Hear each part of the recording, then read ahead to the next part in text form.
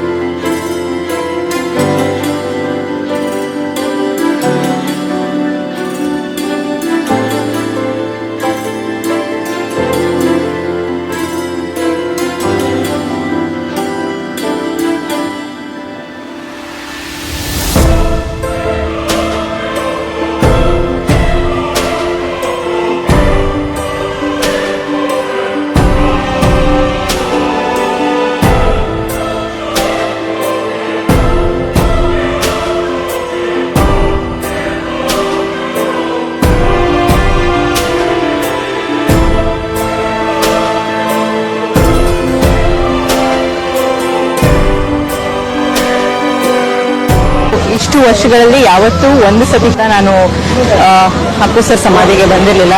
Because ನನಗೆ ಆಗ್ತಾ ಇರಲಿಲ್ಲ. ಬಟ್ ಇವತ್ತು ಕೂಡ ತುಂಬಾ ನೋವಾಯಿತು. ಬರ್ತ್ಡೇ ದಿನ ಬಂದೆ because I wanted to visit and next feeling. But ಇವತ್ತಿನ ದಿನ ಅವ್ರ ಆಶೀರ್ವಾದ ಬೇಕಿತ್ತು, ಅದಕ್ಕೆ ಹೋಗಿ ಬಂದೆ.